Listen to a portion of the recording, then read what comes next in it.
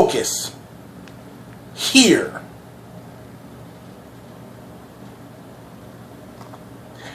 Just so you guys know, this is what a champion looks like.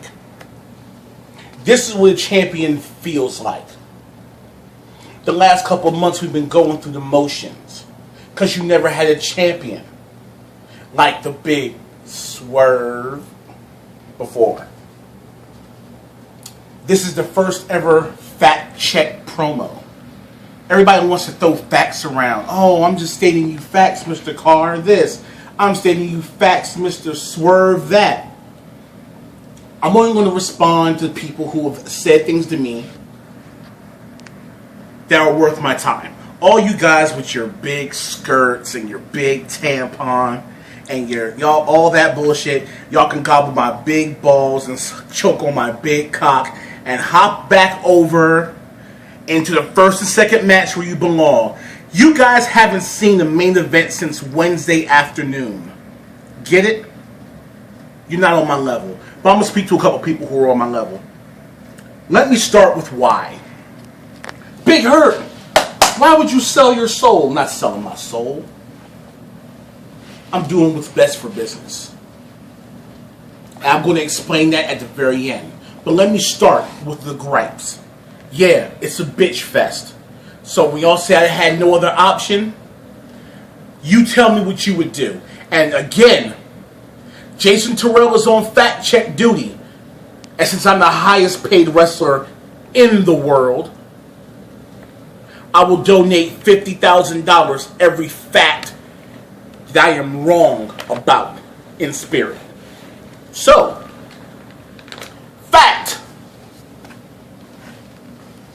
Kendrick brought me in to be at his side. NWO. There's a parent of that, and we'll get to that. Fact. I won the Intercontinental Championship. Fact. I was the most relevant, out in front Intercontinental Champion that you guys know of. Yeah, Jay O'Neal does a good job of coming out and raising the belt, but I sat right here in this spot showing y'all the belt, and you haven't seen it since. I understand you guys don't own a lot of belts, that's fine, but that's a fact. Fact. I lost to a guy who became the first invisible Intercontinental Champion of all time. Anybody know who that is? Of course you don't. Fact.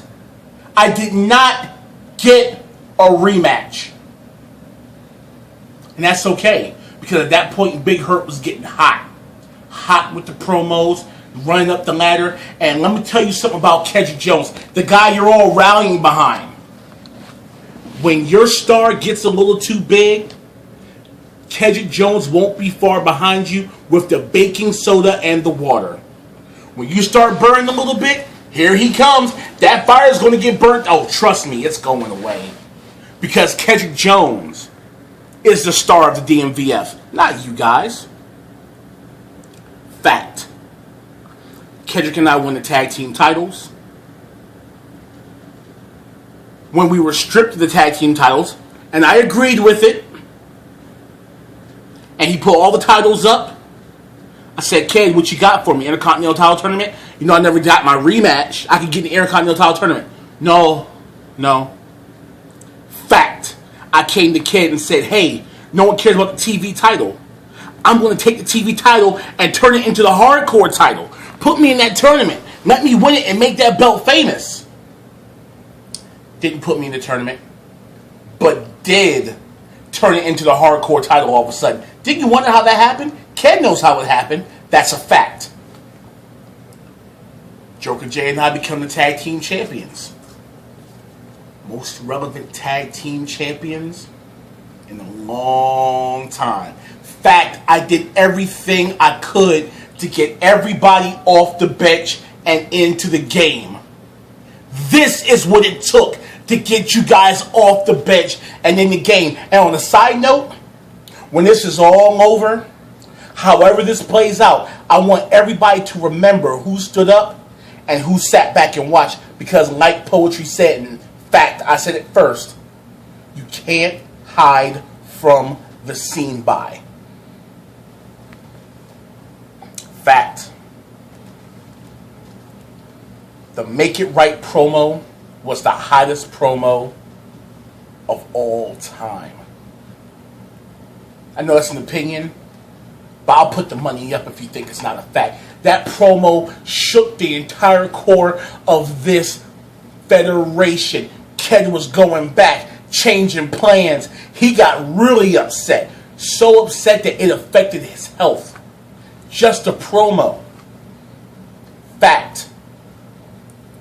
I could have easily won that match, but it would have killed Ked, and I wasn't prepared to do that.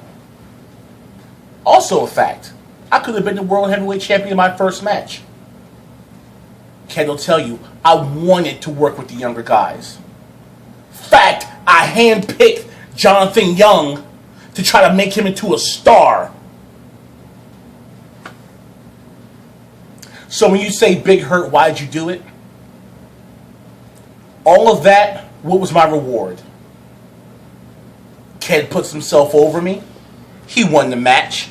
That's cool. I have no problem with him winning the match. After that, what was the Big Hurt doing?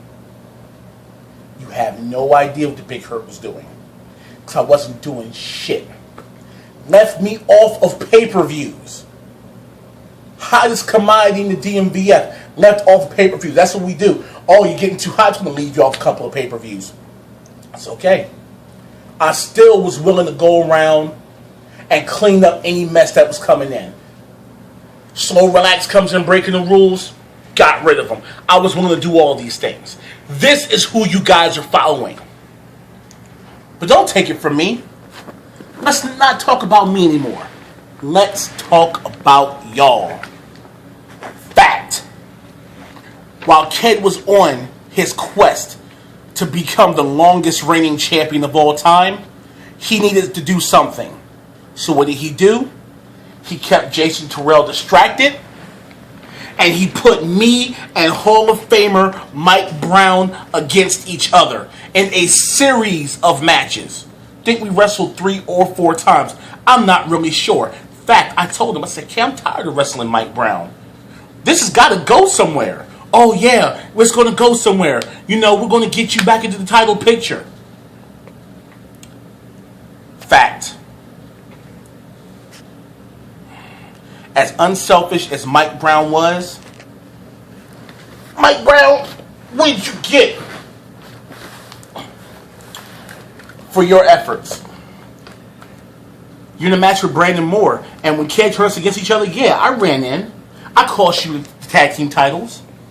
But the fact is that while we were battling each other, there was no challengers for the tag team titles, no challenger for the world title. Ked was getting victories over guys who hadn't cut promos in a long time. Fact. Go look at everybody that Ked wrestled. And he tell me when the last time one of them cut a promo before they was in the title picture. You let me know how that goes for you.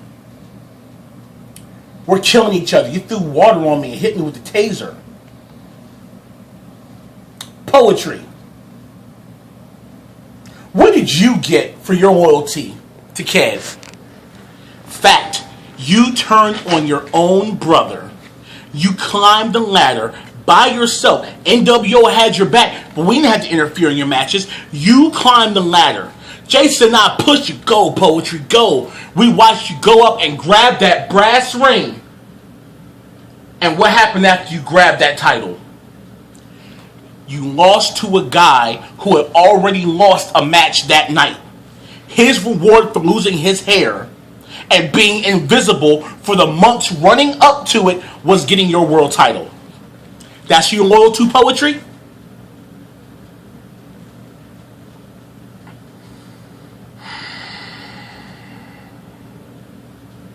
Ked gave the world title to a guy who couldn't wrestle himself out of a wet paper bag.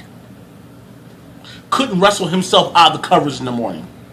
But that's okay, Poetry. That's who you're following. Let's talk about you, Patrick. Pause. How's your ass feel? Because you've been getting raped by the CEO. Let's talk about your 2 title runs that lasted 5 minutes. You didn't even get a chance to do a championship promo now, did you there, bruh? No, because after you were done climbing the ladder, getting hot, here comes Ked with a bucket of water that says Joker J on it and threw it on you. That's who you're following, and you're calling me a turncoat.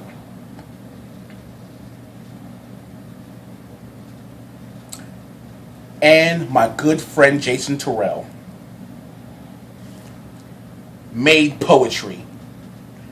Maybe not made him, but poetry, you even said yourself that he gave you that push. I saw him. He was the first man to compliment you on losing the dead weight. Jason Terrell takes the U.S. title, shows you where the U.S. is in the title, and makes it famous. King of the Ring. Vanquished Davey Crane. What did you get for that, Jason? Did you lose to a guy who cut one promo and got 2 titles? Fact. Circle Jerk. Ked's other buddy, Mr. White, Tag Team Champion, U.S. Champion, Invisible. You didn't see him, but he was there.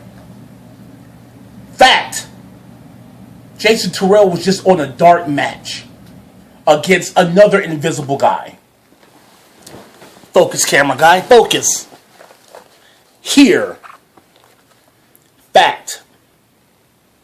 Whatever excuse he wants to make, he was ready to leave you off the last pay-per-view because he's got to cool you off, Jason. And now you're in a match against him. You know why? Because you took the leadership role that he should have been taking. Now, I'm not going to sit here and act like I wear a white hat. I did it for the money. Vince McMahon offered to make me the highest paid wrestler of all time. You heard Joker J talk about it. Joker J said, oh, I got passed over by the WWE. No, I didn't get passed over by the WWE. I hate Vince McMahon's guts. He knows that. I think Triple H is a douchebag.